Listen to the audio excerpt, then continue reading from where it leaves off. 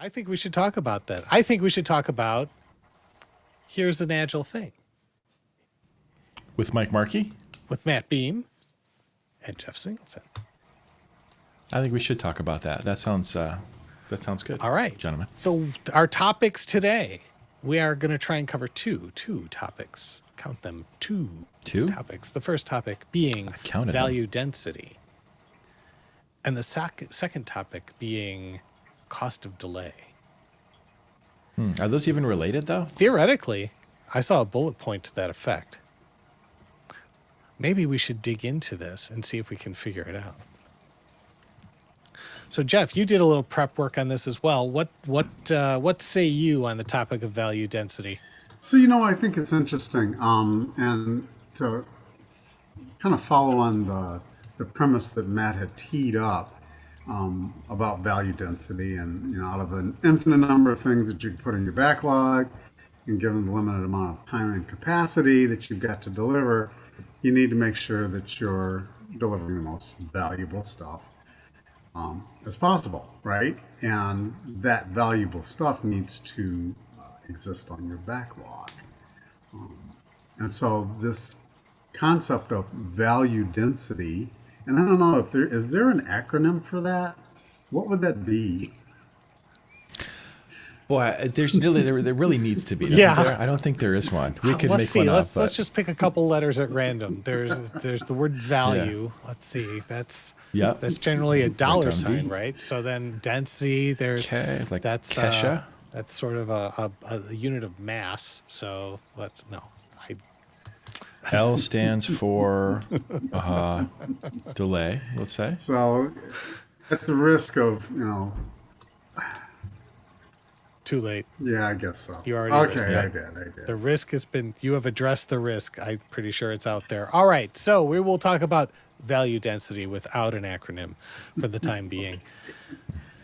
So the concept being, we want to get the things of the most value in the least amount of time, space,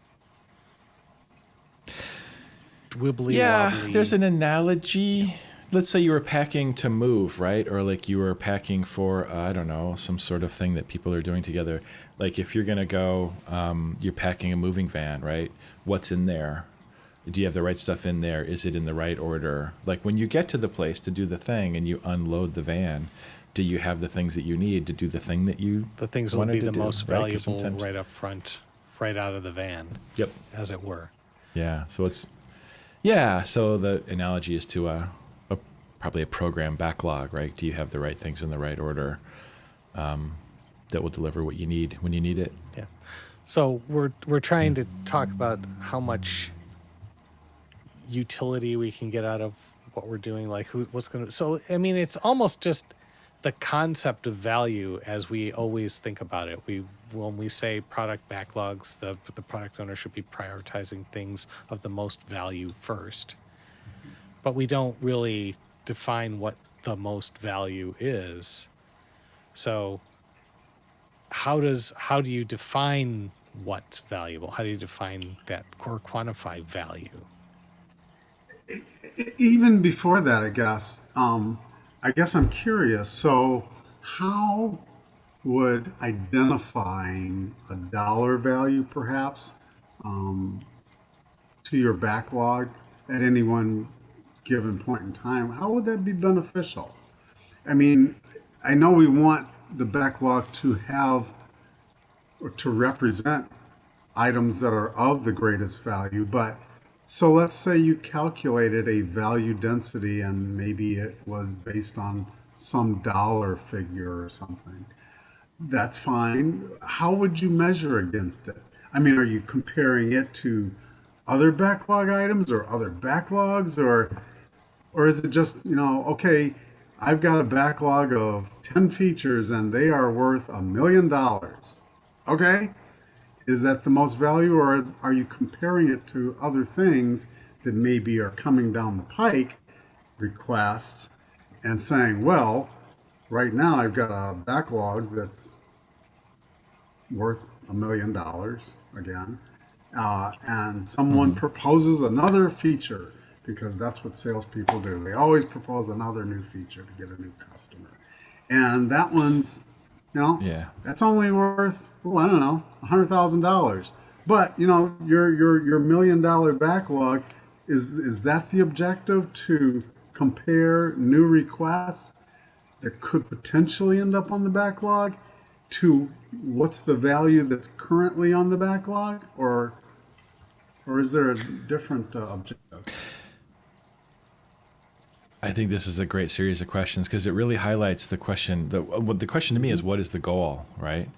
Like, I don't think you can really answer that question without reference to some business problem that we're trying to solve. And so that would frame it. And so it's based on the business problem that we've got. I mean, you'd have to have some sort of, if it's a product that you're creating, you'd have to have some sort of product strategy to say, I think if we do that, probably for each one of those epics, right? There should be some sort of lean business case that says, if we do this thing, if we deliver this thing that does this thing for these users, we should see a 30% increase in signups or a 30% increase in retention, and that's how you get to the numbers of it's $19 a month for the subscription, and if you have 30% more, then it becomes X number of dollars. That level of detail, I think, is what you need to get to, so you can actually talk about the financial flow and talk about the backlog in terms of financial return on investment. Okay, so we're talking about something that's a quantification of what's coming in based on what you deliver. We're going to deliver something, and we're going to get back a quantity of dollars, a quantity of share, whatever it is that we've chosen to value. Could be risk reduction, right? So the flip side of that would be an outflow, a cost, if you will, right? Which is sort of where the concept of cost of delay may come in, right? So Interesting. a cost is what will we pay, what will we incur if we don't get a feature out there into the world. So the cost of delay is expressed in those terms. It's what if we don't deliver this? What if a competitor makes it to market before we do? The time value of the delivery, essentially. So it may be arguable that you really can't thoroughly consider value density without thinking about the alternative, right? Which is it may be a densely packed valuable feature right now if we were to start on it. I think on the cost of delay thing, the thing that amused me the most was when it said that something that you start right now has zero cost of delay, because you're working on it now. There's no delay. It's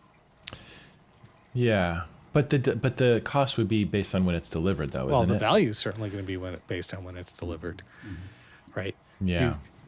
You're Right, putting right, no right. more delay on your side of the equation, right? You are now working on it. Right. It will be delivered as quick as you can, But in Right. theory. But if you could deliver it quicker, but you might think get more about this value. for a second. The beginning versus the end. You're getting the value when you've delivered it. But to Mike's point, does the clock start when you start? In other words, is there zero cost of delay if you started it? I would argue there is still a possible cost of delay because of the behaviors that we see in organizations that we frequently encounter, where they start something, they're good at starting lots of things, and then they start 5 or 6 other things with the same team. And so there is still delay being baked in there because they're task switching constantly. And so there is still some delay baked in there. So just because you started today doesn't mean that the cost of delay is zero. You haven't worked through the process yet, right? Okay. Is there? What you're delaying is the delivery. It's not the start of the work. Is there another? right? Is that there what you're maybe getting at? another metric in there? Because delay, if we say delay is the gap between knowing of a thing and when you start on the thing, or the gap between now and when you're going to start it, and then there's the cycle time delay between when you start on it and when you can deliver it. That's interesting because in my mind, tell me if I'm wrong, Jeff, but I think, as the ultimate arbiter of truth, I think that the delay would be the earliest we could possibly deliver it to whenever we get around to delivering. Because what we're making our decisions on is the prioritization, right? The value density in there. And so to make the value density as high as possible, you have to understand we'll get this much money if we deliver in June, and we'll get this much money if we deliver in October. And if there's a difference, then that's the cost of the delay. Would that be a way to say it? I think Jeff makes a really good point when he says that, the organizations we see are trying to bite off more than they can chew, and they're doing too many things at once, and they're taking longer to deliver. This notion of something that is, we've begun on it, therefore there's no delay anymore, presupposes that Yeah. you're going to focus your attention on delivery of a reasonable number of things. 100%. It presupposes that that what you've decided to work on, how many things, and the way that you do it is all like can't be improved. Yeah. So Which is we can tie this together worth with last week's discussion too. So now we've got this theoretical backpack. We're trying to maximize the amount of value we put into the backpack, but if we put too much weight in the backpack, we're going to slow ourselves down, and then we're going to become the constraint on the system that does not move as fast through. And now suddenly we're talking back into tame flow and stuff from last week. And 100%. I don't want to take us too far off of the subject of value density yet, because I think there's still lots to talk about here. But even when we talk about the cost of delay and how it's presented, how Don Reinertson presents it, who presented it long before SAFE even was an idea, it's presented in I want to say it was almost an isolated manner, as if to say, okay, we calculate cost of delay, and it helps us to determine sequence. What's the proper sequence? What's an ideal or optimal sequence?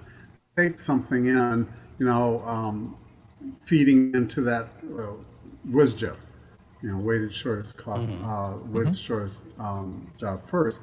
But the thing is, it's assuming once again that cost of delay isn't factoring in the reality of all this multitasking, which is actually the task switching, and us tacking on too many other distractions to teams. And so even as a theory, I think it works fine. But when it meets the reality of these aberrant situations and environments where we've got one team that's actually trying to juggle 3 or 4 projects at the same time and do maybe some production defect work, then that whole cost of delay, it almost breaks down there. And so I think it's still in an ideal environment, but it's not perfect. I don't think it breaks down. I think that in the cost of delay stuff, it's often shown as a chart, and you've got a graph of from the time you start working on it versus when it's delivered, and that's when you receive your value, right? And if you start further down the timeline, then by the time you finish it, the cost of delay is the gap between the delivery periods there. So if you take our mythical system here where a team has taken on too much work, the slope of that graph is going to go down. It's going to go further downwind before you get your first return on delivery, and your cost of delay is actually delayed. I mean, it's further out there, right? I had something there. I had something and I lost it for a second. No problem. Yeah, I think of so cost of delay is basically a prioritization tool, right? But I think of that as separate from the delivery tool. So, like, let's say you use cost of delay in a context where we were managing work in process right? We weren't overloading people, to go back to the theory of constraints, right? We made sure that the system constraint was being attended to. It would work just fine there, right? I mean, you wouldn't have multiple things in process, so people would be a little bit, and you might have people standing around reading books and playing ping pong. So there's some mental models to attend to, right? To help people understand why that's not waste, right?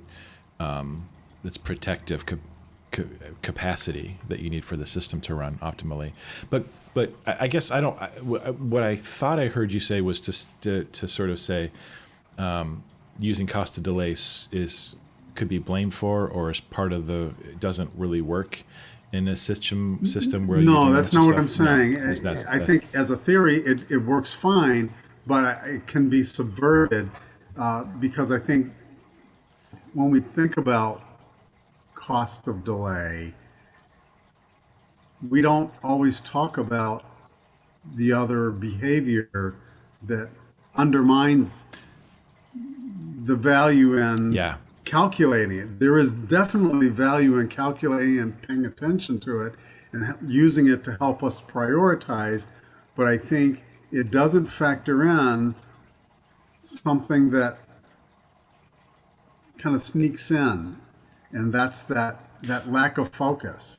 And so we can say, well, Yep. this is the appropriate sequence that we believe something should be in based on our calculations of cost of delay. And then right behind that, you overload a team with too many things and they're multitasking. And so I don't know, is that factored into that cost of delay? Because all you're doing by that lack of focus is extending the delay even more, right? Right. So And thereby increasing the if cost. well, yeah, you're increasing the cost of delay. It's you decrease. So if you were to embark on delivery of a feature today at best possible speed, you would deliver it as soon as possible, and that would be one of your points, right? That's the soonest we could get cost benefit on that. If Earliest if we possible start delivery. it, thank you. And if we start it later and we worked at the exact same rate, the cost of delay would be just the difference between when we achieved the goal the first time and when we managed to Achieved achieve it the second time. But what Jeff is talking about is if we do something to alter the speed at which we can deliver, we're reducing the slope of the second delivery line, even if we start at the exact same time, but we're working in a less right to Yes. before we get Efficient manner. to that altitude again on that chart. Much more time has passed, so the cost of delay was factored into the delay in delivery, right? So the cost of Yeah. delay is from the start time, but there's another aspect to it. Which is how good you No, are at delivering. it's missing opportunity. Like what happens if you delay too long? Like there's a point at which value potentially has a shelf life. We miss a market opportunity. We miss a Yeah. market turn. We've got an idea. If we can be first out there with something and somebody else gets out there first, what's the value to us getting there then? Is it Yeah, we really wanted to do a demo at the trade show, and that was going to drive X number Right. of sales, but then we missed it. That's a huge cost to that delay. Yeah. so there's an aspect of this where if we are looking at cost of delay, we could say we've got to factor in what the proposed that what you had said the shortest Weighted shortest well, job first. just the cost of getting it there. Yeah. You said something like minimum product something or minimum feature Matt, delivery. yeah. Yeah. Oh, Yeah. MBI, minimum business Maybe. increment. You said something a second ago. Oh, well, I have no memory of that. That's a bad sign. What was the cost of this delay? So back to value density though. So I can certainly see how this calculating can aid in prioritization and ordering of features headed towards the backlog, and it certainly can contribute towards WSJIF Yeah. as well as cost of delay. But the one thing I wonder is when we think about it, doesn't all this require kind of a closer relationship with your customer and market just to get to a state of understanding value? Because at the beginning, you have to at least understand there is a dollar value for a feature. And I don't know that most organizations are even taking that time to truly understand what is that dollar value. Yeah, I don't think you can really talk about this in the absence of a discussion of product, some sort of product function within the company. Like you said, cost of delay is one thing, but then you also have the system of delivery, and if the system of delivery is overloaded and not managed well, then it takes longer. But yeah, to calculate the value density, you have to find a way to estimate value, and that means having a lean business case and a theory of what's going to happen when you put this thing out there. And right, they're estimates, right? But you need to have some sort of hypothesis. Ideally, it's a scientific process where you can say, if we put this new aspect into the software, it'll drive 10% more sales, and that's worth X amount number of dollars. That's all product, right? Yeah, Is that what you're getting and at? I think that this has to happen before something even gets to the product backlog. And so, That's why it would be right, on the in product other backlog words, until it got there. for So, example, yes. I've got a client right now that, to their credit, they actually do a business value. They assign a business value to each feature, and on a scale of 1 to 10, and the sevens, eights, the nines are the ones that end up in that portfolio Kanban, making its way to the backlog, because there still needs to be some clarity and discovery to even understand, is this something we want to take forward before it gets to the backlog. But this is all to say, at least to their credit, they're assigning a business value. Now, I think it's probably still a little subjective because I don't see any dollars necessarily. Doesn't mean that they aren't factoring those in. But if they aren't, they should be factoring those in. But this is all to say, Yeah. I think this whole value density, it's interesting, but where do you put it? Is it really justifiably for the backlog, or should it happen even before you get to the backlog?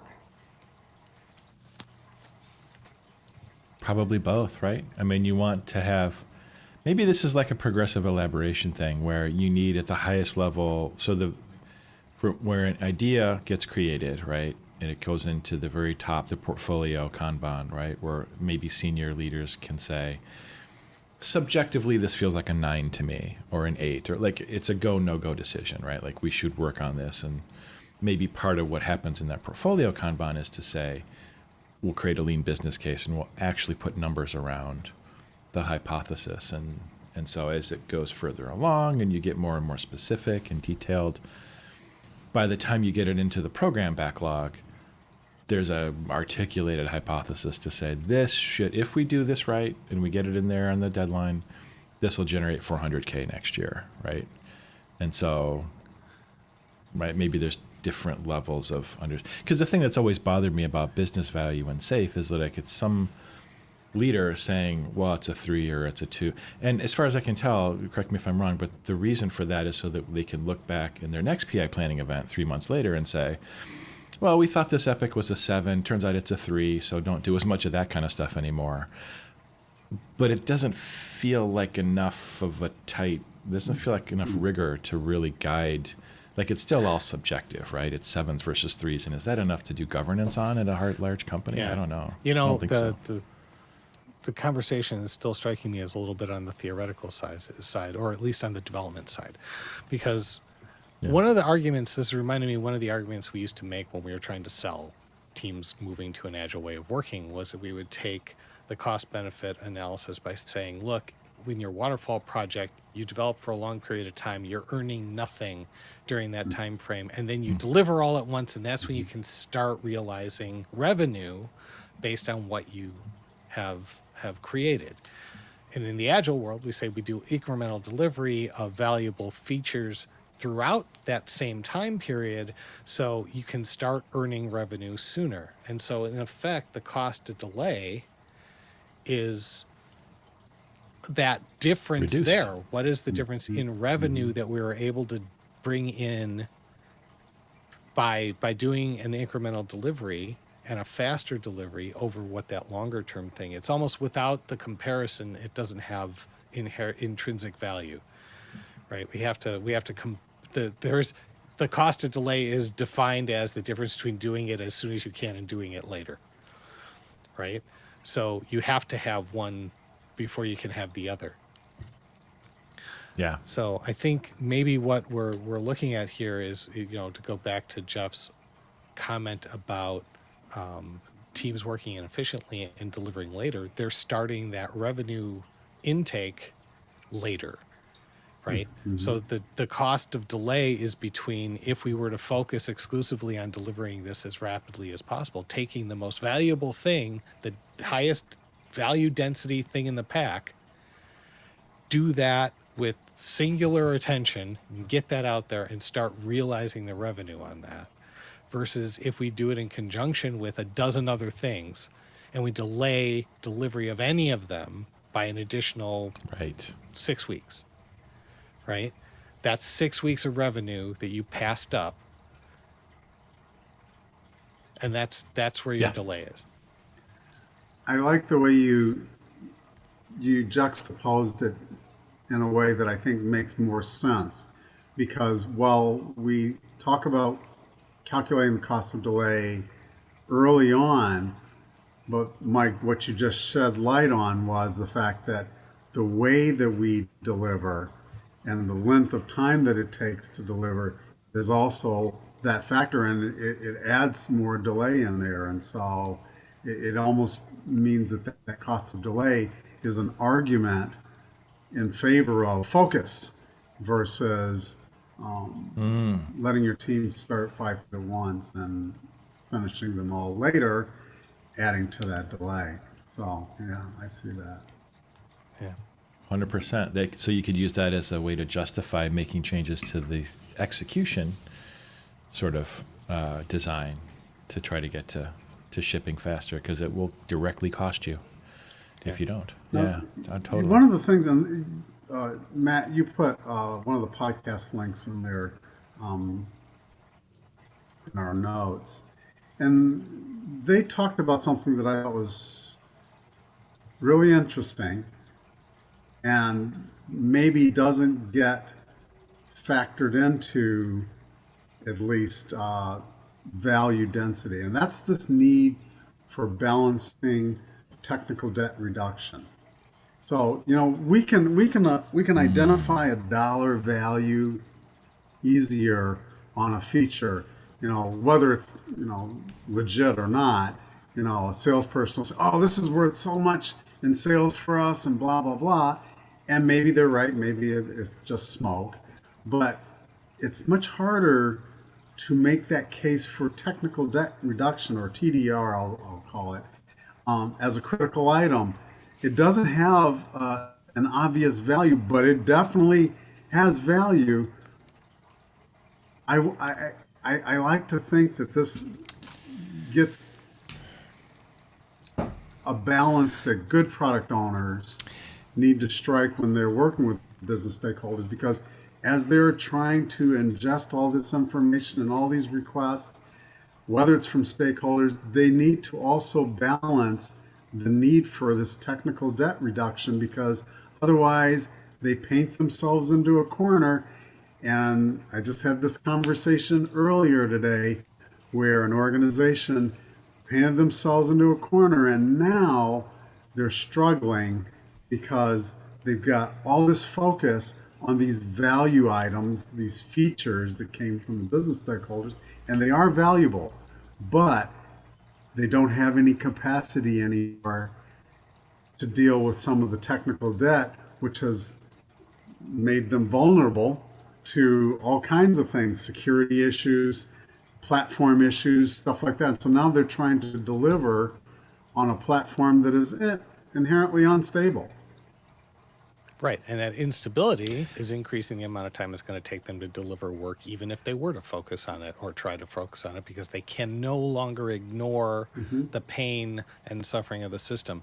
And so technical debt is one of those things that you never intend. I can't say never. You wouldn't intentionally do if you knew what the cost of it would be in the future.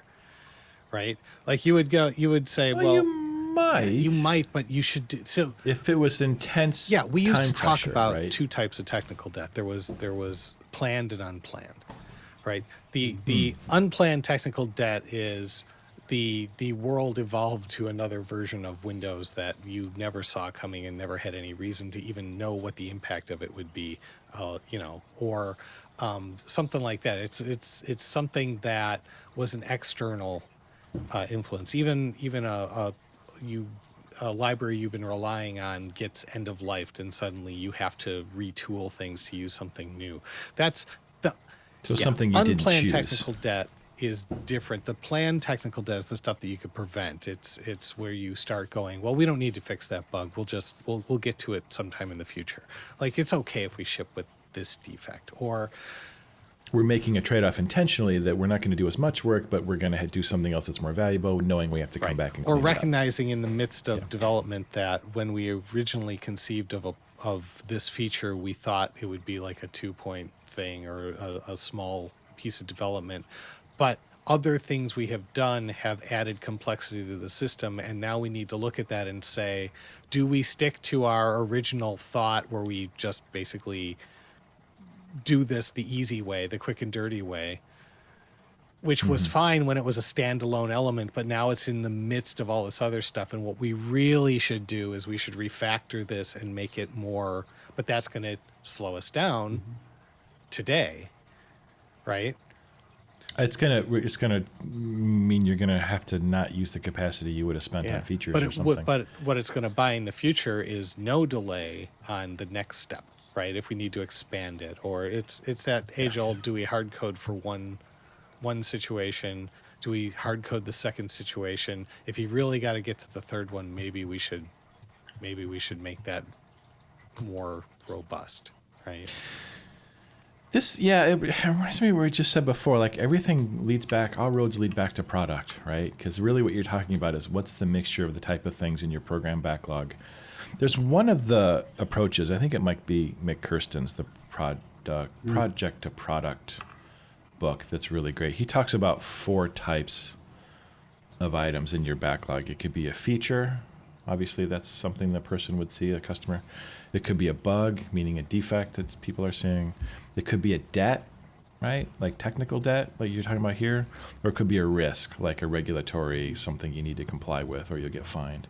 And everything falls into one of those buckets. And ultimately, at some point, somebody somewhere in the company has to say, based on the mix of VUCA stuff that you've got right now in your windshield, how much of each one do you want to apportion, like in cost of delay and value? If you do it right, using the cost of delay, maybe you should get the maximum value density in your backlog. Boom! I just put it all together for you. Nice. You're welcome. I applaud your effort. And so, Matt, I applaud you isn't too. that person, that individual in the company that's making that decision, aren't we looking to product owners to juggle that? Because they're kind of that nexus point of juggling all the various stakeholders. Business folks want features that are going to deliver value, but there has to be a recognition that there's product defects, there's regulatory risks, as well as technical debt that has to be reckoned with. Because let's face it, if you are only pushing dollar value items, features at the expense of modernization, it might increase the perception that, oh wow, we've got a real high value density. Yeah, so what?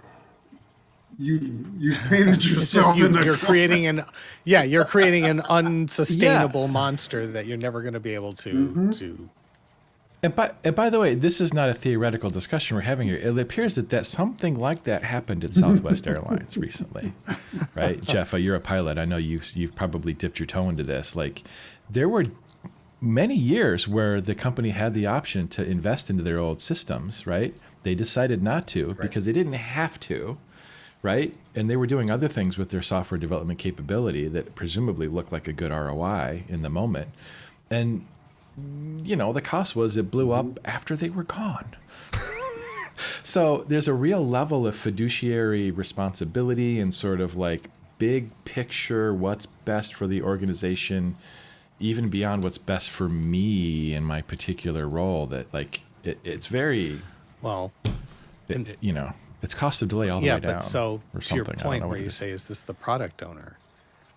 So very often, what role or what part of the organization do product people come from, generally, in your experience? Well, I mean, you'd have to say the whatever the hell. so- Ultimately, it shouldn't be tech versus the business. We should all be the business, right? That's what we're why I trying to said, get to. But the product owners tend not to come from a technical side of the house. They Right. tend more Yeah. from the customer facing, more from the business oriented, more from the softer side, I would say, as opposed to the software side. Anyway, the point being, we're plucking someone out of this customer oriented. The user just wants to see this happen. They're not looking at things through a technical lens, and we're saying prioritize this backlog based on value and adhere to the guidance you get from your stakeholders. And what you have to recognize, or what these product owners need to recognize, is there are internal stakeholders as well that come from the technology side that they have to weigh things in. And so somebody ultimately is going to raise a red flag and say, the system is getting bloated. We've got fragility in this code. We've got a system upgrade we're holding off on because it's going to cost us money, and we don't have the capacity to do that and a bunch of new delivery. So which one is more important to you? And the product people, if they 100%. stay laser focused only on what they normally do in their day job, they will make the wrong call. Well, so you got to redefine their day job. and so they need to recognize that internal call as well, and they need to learn to balance it. Because they probably have a solution architect who's been screaming for years that this system is fragile and brittle and is going to break at any time, but they just haven't been able to make that, or whatever. You've always got to balance it, because you've always got the Chicken Little who's just like risk averse to every possible change, right? It's like, well, this could blow up tomorrow. It's like, well, what's the likelihood it's going to blow up tomorrow? And what's the cost? Like, what's the ultimate? Like, if you can get back up online in 30 minutes or whatever. Yeah. Okay. Southwest was done all day, I think. Yeah, and what was the cost? I had a conversation. Sorry. No, go ahead. I had a conversation earlier today where we were talking about of some metrics we were gathering, and the question came up is, well, is this still a manual process, or has this been automated? And I responded, well, I said, maybe we should make sure that somebody's finding it useful before we spend the time automating it. Yeah, just take it away and see who screams. But I think to the point Sometimes that that Mike was works. making, though, I really do believe that I don't care if a lot of owners come from a customer background and don't have a technical background. That's fine. Their job, as we expect, is that they're balancing all these needs. Remember, it's to deliver the greatest value to the customer. There's no value, or there's a lessened value of a product that's on an unstable platform, right? And so they should be, I think they are the ideal point at which to take, yes, the requests that are from the business, from business stakeholders and customers, but also balance those against, listening to architects who are saying, yeah, or they should even be asking architects. Just the same way we don't expect product owners to know everything about a business request, we ask them to probe and inquire, peel back the onion, ask why. They should be doing the same thing from a technology side. And I'm not saying that being a product owner is easy. It's not easy, and that's why it's so important to be able to poke and probe and balance both the business requirements and needs and requests against our technical capabilities, and how far are we going to be able to stretch this? Yeah. 100%. Yeah, this is why product is one of the reasons why product is so hard, because if you're doing it right, you kind of have the future of the firm in your hands, right? Like you don't have unlimited capacity, financial, time, money, attention, and if you spend it wrong, the firm runs out of resources and everybody goes We home. always say that. But it has to. But that is the nexus. That's where all those questions come together, and you have to. That's the mechanism that you do that with. Yeah, in but an we org, always say right? that product owner that we're imagining here is a unicorn, right? Somebody who has the natural ability or the innate ability to weigh all those different things, right? And so they have to. It's muscle that they have to develop, and that you can do it through a group of advisors. Like you should have a technical advisor to that decision maker, no matter what that role of product owner is. There should be a business advisor to them. There should be a customer advisor. Like there's inputs going to them, the product owner role from many different directions. And Yeah, we should recognize the product owner. The term product owner can mean very different things, and based on what organization Yeah. they're in, right? They could be totally empowered, or they could be basically receiving marching orders from a product manager, Yeah. probably, that's already been filtered I through a still bunch of remember stakeholders. the So- echoing cry of horror when we suggested that a business analyst in an organization would have made a good product owner for a group. And then they responded with a BA. Like I am not putting responsibility for this product in the hands of a BA. Is that when you suggested the lunch and learn on the growth mindset versus the fixed It mindset? may have been related to Maybe a conversation it like that. might have been. A BA? Yeah. Like, oh geez. So I have a question for you guys then. So given that we think that value density is something that is probably a valuable measure or metric to apply on a backlog, and that achieving a measure of value density, and I don't know, is the measure based on dollars? And if that's the case, it's easier to do that from like I said, a business feature perspective. How would you dollarize or monetize that technical debt reduction so that it's also reflected on the backlog? So if you're going to apply value density to the backlog and maybe even to the portfolio overall, it's easier to achieve that maybe with some business cases. But what would you recommend for an organization that has a fair amount of technical debt, and how they make that case to ensure that it does end up in the portfolio and on the backlog? Right. How In do the you right factor place. that into Technical- value density? Yeah, that's a really good question. It's tough because you have to. It's a very good question. It's tough because you have to be comparing apples Yes. to apples, right? So like in features, you can say, well, that's just the dollars we think from the lean business case, right? For bugs, it's not dollars that you'll see that are measurable when somebody no longer has that bug in there. So maybe if you take Mick Kirsten's thing of features, bugs, debt, and risks, maybe you rank all of them against some sort of 1 to 10 scale. Okay, you could do that. So Like, that's it's putting kind of what everything WSJF onto is a doing relative anyway, scale. right? You could do that. You could also Yeah. go the other. I mean, it depends on where you're more comfortable, because you could do a dollar thing as well. But you've got to bring them back to a common thing, because if you think about a technical debt, is almost the opposite of value density. It's drain density, or it's What's it? a negative Yeah. value of value density, right?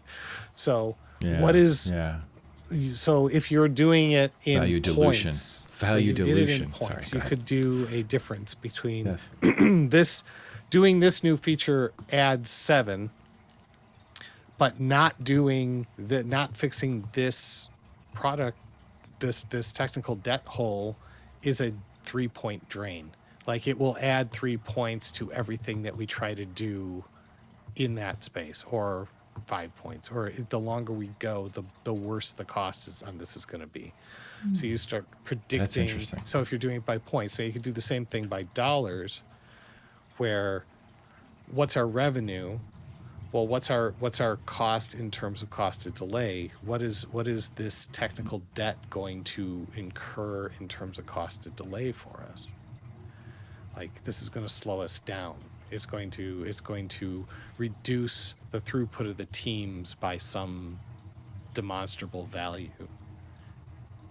Yeah, the question is, how do you demonstrate it, right? Like, how do you, because with financial, it's like, oh, this is our hypothesis that you'll drive 10%. Because you can drive it back to the behavior of the people, right? They do this or they don't do this. But getting to this debt will slow down the team by X amount.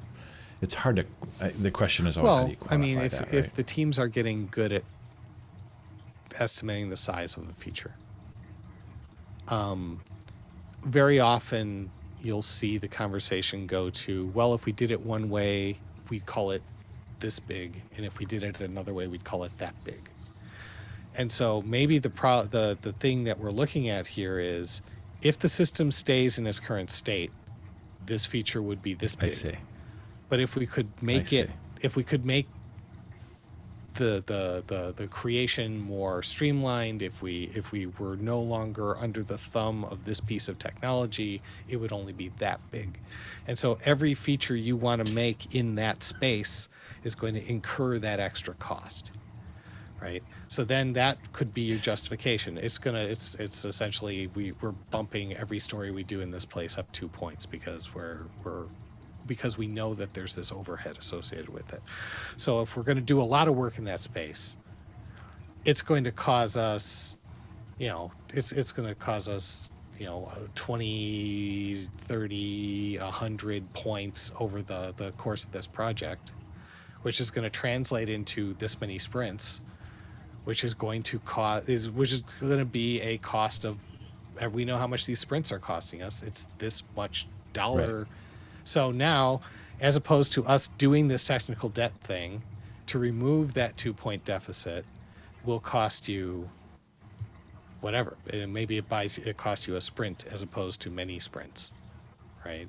But you're going to reduce that delay.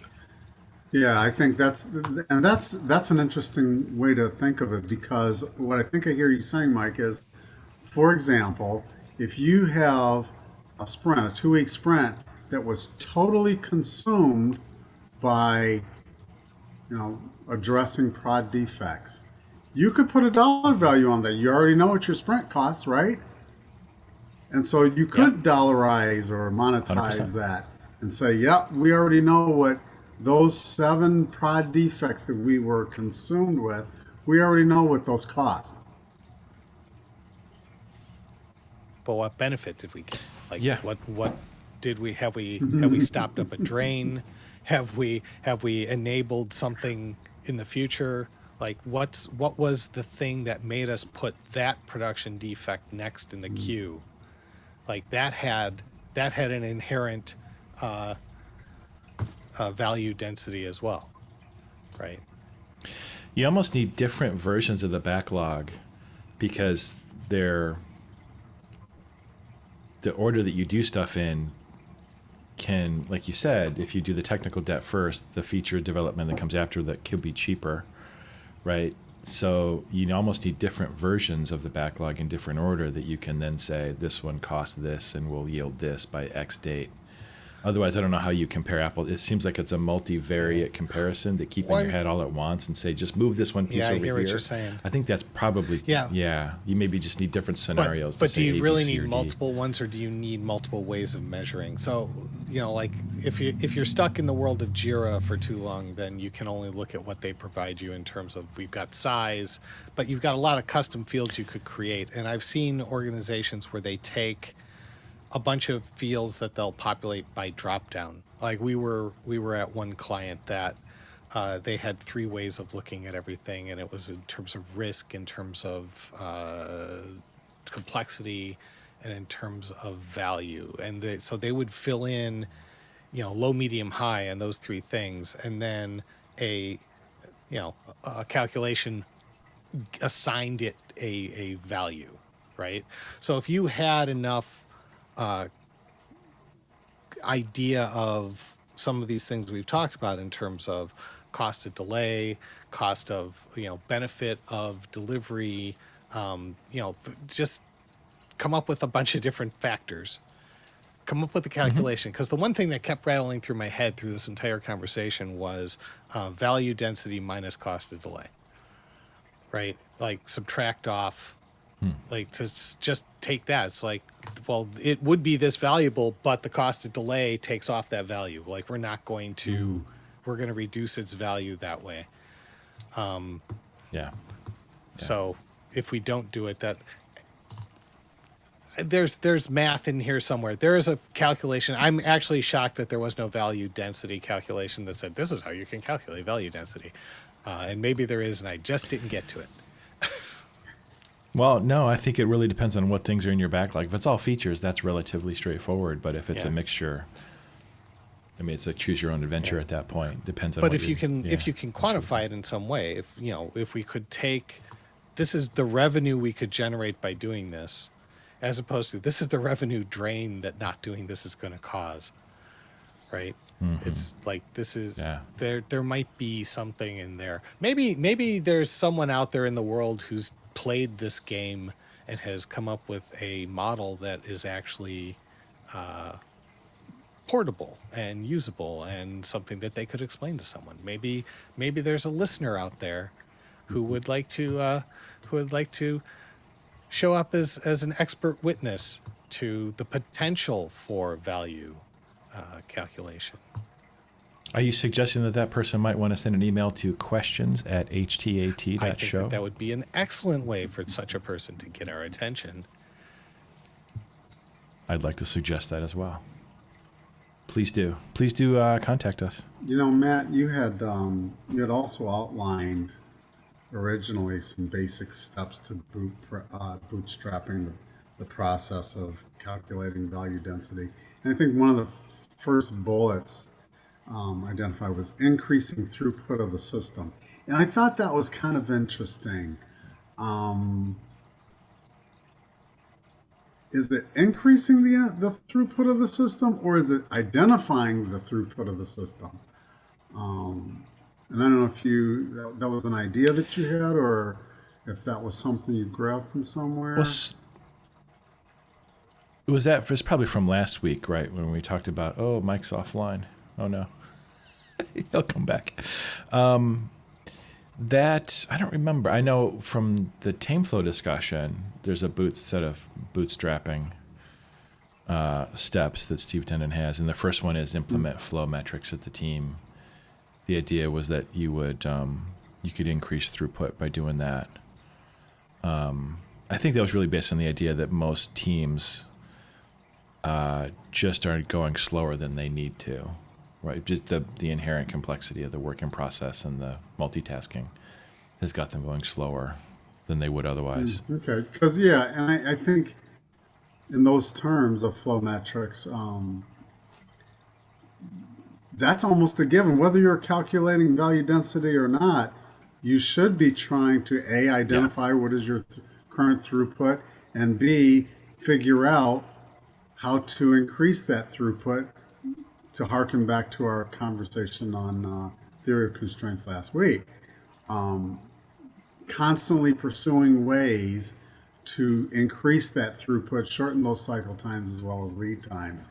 That's almost, that's table stakes, or it should be table stakes. I don't know. It's coaching. It's one of the first things you or me or Mike, I would guess, I don't mean to speak for him, but would do is to is to do like the basic stuff to get the team structure working efficiently as possible. 100%.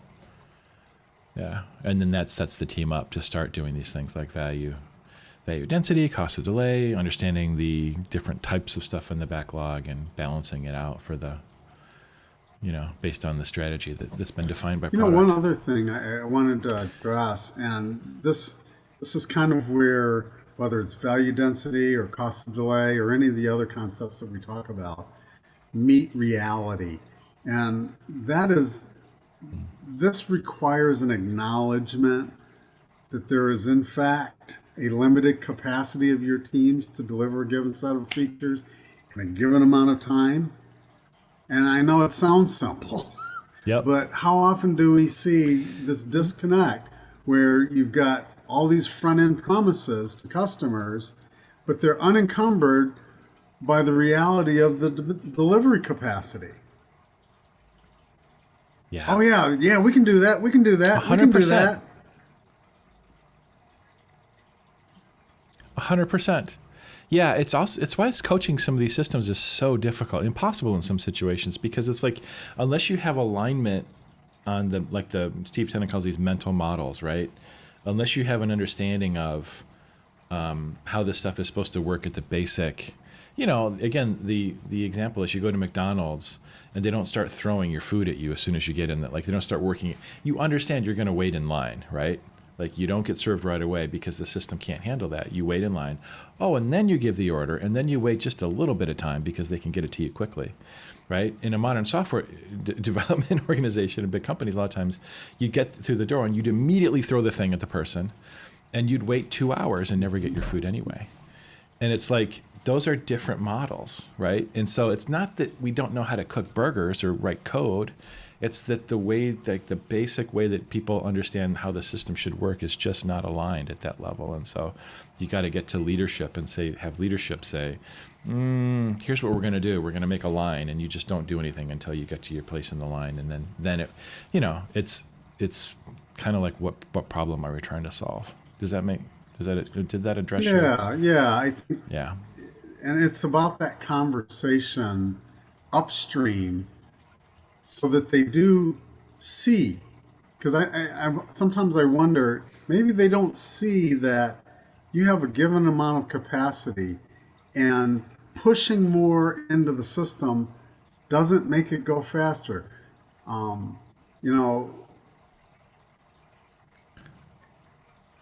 we're not here. There's We are here. almost, that's why we advocate pull systems. What is Right. what is your delivery mechanism capable of? 100%. Yeah, that's really the challenge of coaching, honestly, in our large organizations. I think you gotta find a way to demonstrate that to leaders, because it's not like an opinion thing, right? It's not, well, you think it works this way, I think it works that way. It's not about it. We've got enough theory and enough evidence and enough studies and enough direct experience with how this stuff works to say, if you shove the whole thing in your mouth and try to chew the whole thing at once, you'll choke. It just doesn't work as well as if you take a more deliberate approach, And so, but finding a way to demonstrate that with things like Little's Law and reference to all the evidence and all that stuff, I think that's really the only way to go, because obviously the executives they're not delusional. Right? They're smart people. That's how they got to be executives, but they don't look at it the same way. They've got a different model, and we got to sort of help them understand, where are the intersections to what we see in terms of theory and evidence. Mike is trying to rejoin. Mike, are you there? No, he's not here. I think we should probably wrap up. We've been on the line for 59 minutes and 27 seconds, and I don't even know if this is still being recorded, so I really hope that this gets on the air. And by the air, I mean the packets. And so should we wrap it, Jeffrey Singleton? Well, this Very has well. been a good delve down the rabbit hole of value density. I think we could probably still peel back cost of delay a little bit more, and maybe that's for another episode. But it's been great chewing the fat with you. Indeed. Indeed, it was great talking to you. So on behalf of Jeff Singleton and Mike Markey, who is staring off camera, this is Matt Beam. Thank you for joining us for Here's This Agile Thing.